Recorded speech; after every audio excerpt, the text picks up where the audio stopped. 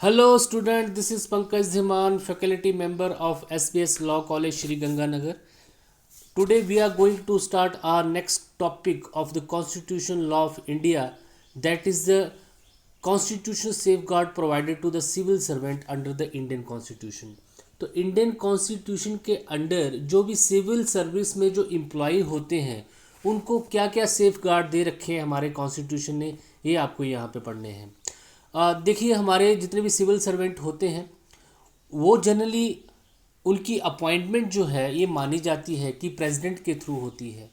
President ही appoint करता है जितनी भी हमारी सिविल सर्विसेज होती हैं, या पुलिस सर्विसेज होती हैं, या फिर गवर्नर जो होता है जो स्टेट का हेड है उसके अंडर जितनी भी किसी भी स्टेट में सिविल सर्विसेज होती हैं, ये माना जाता है कि ये सारी सर्विसेज जो हैं गवर्नर और प्रेसिडेंट के थ्रू ही अपॉइंट की जाती हैं। इन्हीं के द्वारा सिविल सर्वेंट को अपॉइंट किया जाता है। तो सिविल सर्वेंट जो है जो कि either appointed by the governor of the state और appointed by the president of India, ये जो है तभी तक अपनी पोस्ट पे रह सकते हैं जब तक कि गवर्नर और प्रेसिडेंट चाहें। इसको हम बोलते हैं doctrine of president, doctrine of pleasure, आनंद का सिद्धांत। मतलब कि अगर इनकी अपॉइंटमेंट इनके थ्रू होती है तो इनको निकालने का हक भी यही रखते हैं। तो इंडिया में सेक्शन 309, 3010 में और ये में साफ बोला हुआ है कि इंडिया में जितने भी सिविल सर्वेंट हैं वो किसके प्लेजर पर नौकरी करेंगे, किसकी अथॉरिटी से काम करेंगे, और उनको अपॉइंट कौन करेगा, वो होगा प्रेसिडेंट ऑफ इंडिया और गवर्नर ऑफ इंडिया। लेकिन अब क्वेश्चन ये उठता है कि जब आर्टिकल 309 और 3010 में ये बोल रखा है कि every civil servant will serve his services on the behalf of the president और गवर्नर की भी उनके बिहाफ पे ही नौकरी करेगा, उनके ही जितना टाइम वो बताएंगे उसी टाइम पे वो नौकरी करेगा। तो क्या उनको हटाया भी जब मर्जी जा सकता है?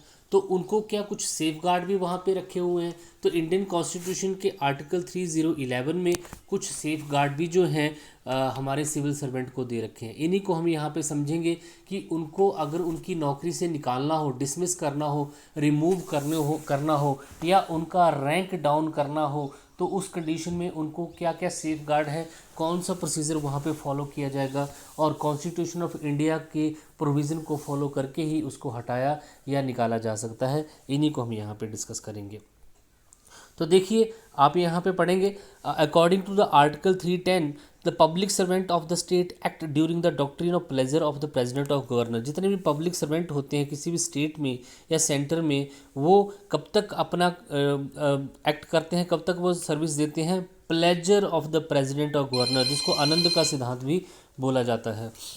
He shall be in the work as long as the president और गवर्नर विल वांट। वो अपना वर्क तभी तक करेंगे जब तक कि प्रेसिडेंट और गवर्नर चाहेगा। व्हेन प्रेसिडेंट और governor does not require service of any public servant he may be terminate from the service. जब प्रेसिडेंट और गवर्नर को उनकी सर्विसेज की ज़रूरत नहीं है तो उनको वो टर्मिनेट कर सकते हैं। जनरली आपने देखा होगा कि इंडिया में जो सर्विस की एज है वो 58 ईयर है और सेंटर की नौकरी जो होती है उसमें 60 है। तो इस टाइम पे ये जो रूल एंड रेगुलेशन जो बनाए हैं ये थ्रू भी सारे प्रेसिडेंट और गवर्नर ही बनते हैं, तो हम ये बोल सकते हैं कि वो उनको टर्मिनेट कर सकते हैं। Similarly, Article 309 empowers the Parliament and the state legislature to regulate the recruitment and the condition of the service of the person appointed to the public servant under the union and service respectively। तो 309 में साफ लिखा हुआ parliament या state assembly जो है नौकरी की रिक्रूटमेंट की जो कंडीशंस ऑफ सर्विस होती हैं। देखिए, किसी भी सर्विस, किसी भी नौकरी की कुछ कंडीशंस होती हैं, अपॉइंटमेंट करने के कुछ कंडीशंस होती हैं, उनको रेगुलेट कर सकते हैं। और पब्लिक सर्विस में किसी को भी अपॉइंट किया जाता है, चाहे वो यूनियन की लिस्ट में आती हो या स्टेट की लिस्ट में आती हो, उनसे रिलेटेड जितनी भी कंडीशंस होती हैं रिक्रूटमेंट की, उनको कौन रेगुलेट करता है? प्रेसिडेंट और गवर्नर ही करता है। देखिए, ये आपको पता है कि प्रेसिडेंट और गवर्नर जो है इंडिया में नॉमिनल हेड होते हैं, उनके थ्रू सारा काम जो है कैबिनेट ही करता है, प्रधानमंत्री करता है, लेकिन फाइनल सिग्नेचर तो उन्हीं के होते हैं। तो हम ये मान सकते हैं कि सारा जो इंडिया में रिक्रूटमेंट का प्रोसेस है, जितनी भी सर्विस कंडीशंस होती है, उनको रेगुलेट कौन करता है? हम ये बोल सकते हैं प्रेसिडेंट और गवर्नर ही करता है। इनडायरेक्टली देखें तो वो सारा कुछ जो है कैबिनेट और सरकार के हाथ में होता है, लेकिन फाइनल अप्रूवल हमेशा जो है वो प्रेसिडेंट और गवर्नर से ही लिया जाता है। टू थिंग्स क्लियर यहाँ पे, all public servants are under the doctrine of pleasure of president और गवर्नर। तो सेक्शन 310 से हमें ये पता चलता है कि इंडिया में जितने भी सिविल सर्वेंट होते हैं, पब्लिक सर्वेंट होते हैं, वो डॉक्ट्रिन ऑफ प्लेजर के अकॉर्डिंग प्रेसिडेंट और गवर्नर पे ही अपनी सर्विस जो है उनकी डिपेंड करती है। Second, the recruitment and service condition of the public servant may be regulated by the law enacted by the parliament and state legislature. और जो रिक्रूटमेंट की सर्विस की जो कंडीशंस होती हैं या रिक्रूटमेंट की जो भर्ती की जो कंडीशंस होती हैं उनको रेगुलेट कौन करता है? पार्लियामेंट और स्टेट लेजिस्लेचर ही करता है लॉ बना के। अब आप सोचेंगे यहाँ पे कि पार्लियामेंट और स्टेट लेजिस्लेचर जब लॉ बनाते हैं तो उनको एसेंट लेनी पड़ती है राष्ट्रपति से या फिर गवर्नर से। तो हम ये बोल सकते हैं कि उनकी सर्विस की कंडीशंस भी जो है वो प्रेसिडेंट ही बनाता है। But it is not worth that the recruitment and service condition must be according to the constitution. ये तो आपको पता ही है कि कोई भी काम इंडिया में जो है according with the constitution of India ही होना चाहिए, उसके बाहर नहीं हो सकता है। तो आपके पास यहाँ पे 2 केस लॉ भी हैं। Kishori Mohanlal Bakshi versus union of India AIR 1962 का केस है। Supreme court held that if any law is not according with the provision of the constitution, अगर कोई रिक्रूटमेंट से रिलेटेड कंडीशंस हैं या सर्विस से रिलेटेड जो कुछ कंडीशंस हैं, वो जो कंडीशन बनाई गई हैं पार्लियामेंट के थ्रू या स्टेट लेजिस्लेटर के थ्रू, अगर वो अनकॉन्स्टिट्यूशन है या फिर as per the provision of constitution नहीं है, तो उनको फिर यहाँ पे जो है अनकॉन्स्टिट्यूशन माना जाएगा। सेकंड है union of India versus PK More AIR 1962 supreme court. इसमें supreme court said that the doctrine of pleasure may not violate the fundamental right of the constitution provision. तो कोई भी सर्विस की कंडीशन बनाई जाती है वो as per the fundamental rights होना चाहिए, कॉन्स्टिट्यूशनल प्रोविजन के अकॉर्डिंग होना चाहिए। तो यहाँ तक आपको ये बात समझ में आती है। अब देखते हैं कि अब यहाँ पे ये चीज़ तो आपने देख लिया कि जो भी पब्लिक सर्वेंट या सिविल सर्वेंट से रिलेटेड जो भी रिक्रूटमेंट की कंडीशंस होती हैं, सर्विस की कंडीशन होती हैं, वो जो है पार्लियामेंट और स्टेट असेंबली के थ्रू ही बनाई जाती हैं, और उनको जो रेगुलेट करने का काम है वो प्रेसिडेंट और गवर्नर ही करता है इनडायरेक्टली, और दूसरा जो है वो उनके प्लेजर पे ही काम जो है करता है।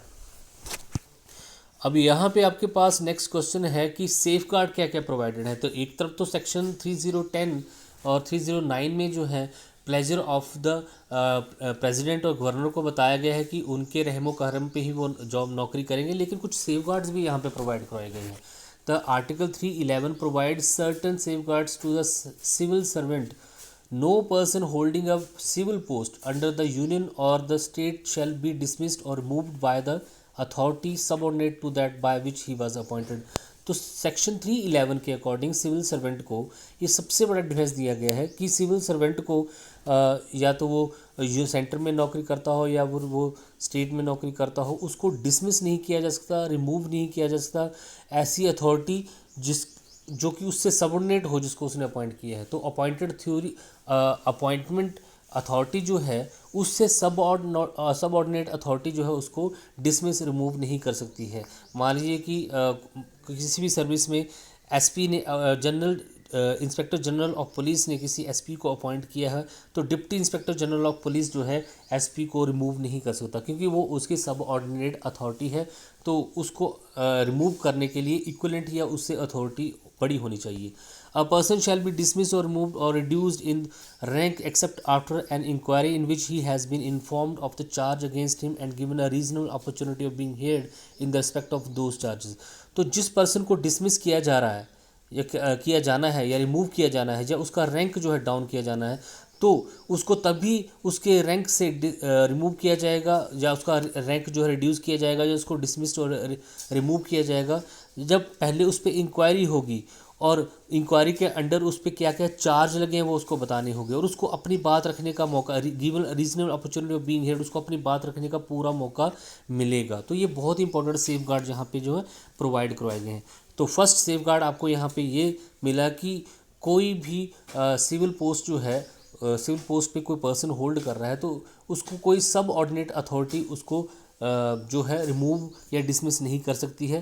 जिस अथॉरिटी ने उसको अपॉइंट किया है वो अथॉरिटी या उसके ऊपर की अथॉरिटी जो है उसको वहाँ पे जो है डिसमिस या रिमूव कर सकती है। सेकंड, आपने ये देखा कि अगर किसी पर्सन को डिसमिस से रिमूव किया जाना है तो उसकी इंक्वायरी होनी चाहिए, और इंक्वायरी में जो है उसको इंक्वायरी के अंदर उस पर क्या चार्ज लगे हैं वो बताना ज़रूरी है, और उसको अपनी बात रखने का पूरा मौका भी मिलना चाहिए, तभी उसको जो है अपने उस पोस्ट से हटाया जा सकता है। तो दो चीज़ें यहाँ पे ये आ जाती हैं कि एक तो है उसको सबऑर्डिनेट अथॉरिटी नहीं निकाल सकती, दूसरा यहाँ पे ये है कि उसको reasonable opportunity of being heard, उसको अपनी बात रखने का मौका, और उस पर क्या क्या चार्ज लगे हैं उनको सभी का नोटिस उसको दिया जाएगा, उसको चार्ज क्या लगे हैं वो बताया जाएगा, और साथ में जो है सारी डिटेल्स उसको बताई जाएंगी।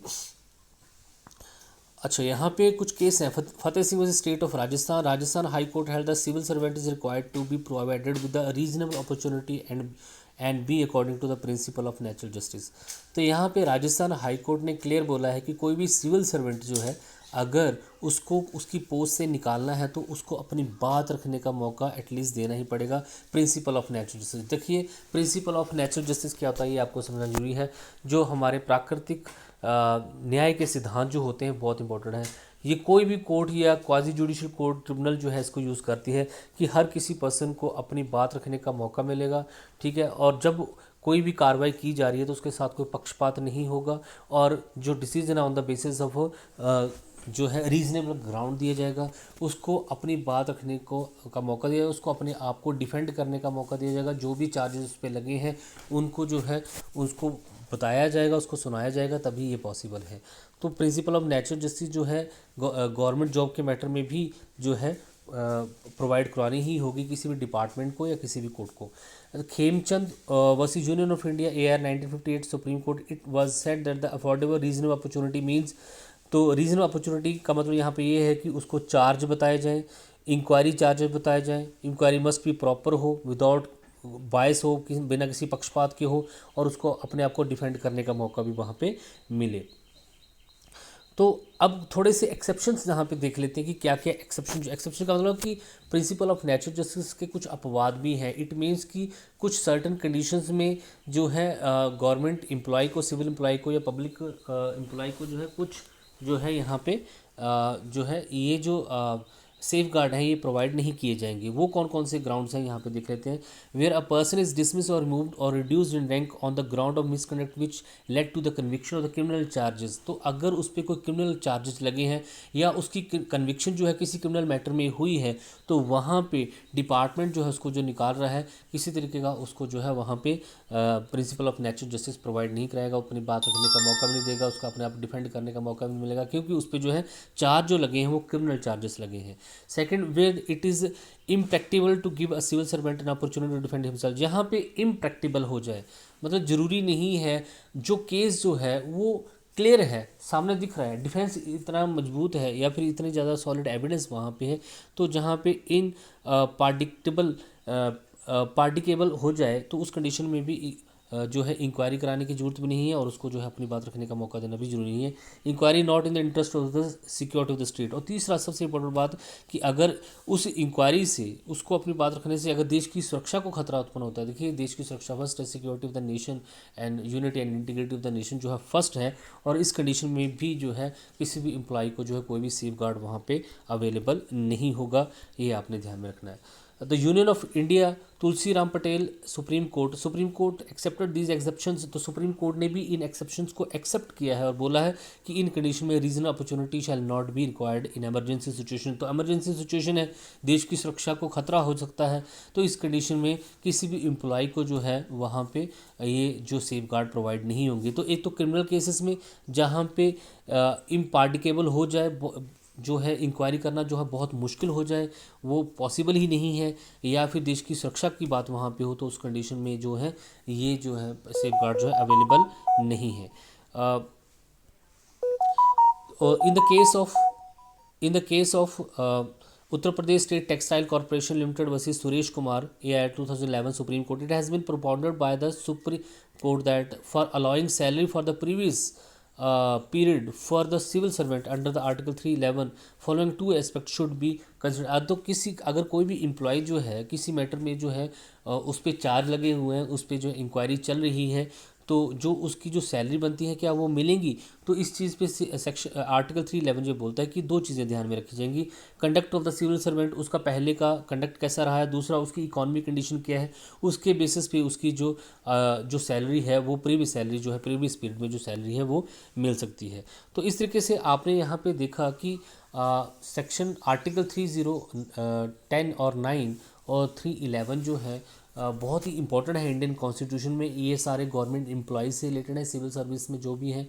तो आपने देखा 309 और 310 में कि जितनी भी इंडिया में सर्विसेज होती हैं उनकी अपॉइंटमेंट जो है वो राष्ट्रपति और गवर्नर करता है और उससे रिलेटेड रूल एंड रेगुलेशन भी वो बनाता है। इट मीन्स कि वो उसके प्लेजर पे ही जो है अपनी सर्विस करते हैं। दूसरा यहाँ पे देखा है कि उनको कुछ कुछ सेफ गार्ड्स भी यहाँ पे प्रोवाइड कराए गए हैं, जैसे कि आपने वहाँ पे देखा कि कोई भी सब ऑर्डिनेट अथॉरिटी जो है उनको जो है उसकी सर्विस से निकाल नहीं सकती है। और सेकंड जो आपने वहाँ पे देखा कि अगर किसी को डिसमिस, डिस्चार्ज या उसका रैंक रिड्यूस करना भी है तो उसको जो है पहले उसकी इंक्वायरी होगी, उसको अपनी बात रखने का मौका मिलेगा और साथ में जो इंक्वायरी होगी वो विदाउट बायस होगी, उसको अपने आप को डिफेंड करने का मौका मिलेगा, उसको सारे नोटिस दिए जाएंगे, उसको जो है अपने अगेंस्ट क्या चार्ज लगे हैं वो बताए जाएंगे, उसके बाद ही जो है उसको निकाला जा सकता है। ये आपने देखा। और फिर आपने देखा कि कुछ यहाँ पे रिस्ट्रिक्शंस भी हैं जहाँ पे ये जो है सेफ गार्ड प्रोवाइड नहीं होते हैं अगर देश की सुरक्षा का मामला है या फिर वो क्रिमिनल केसेस में कन्विक्शन अगर उसकी हो गई है या फिर जो है इम्पॉसिबल हो गया है कोई इंक्वायरी कराना, तो उस कंडीशन में ऐसा नहीं किया जा सकता है। Thank you so much, have a nice day.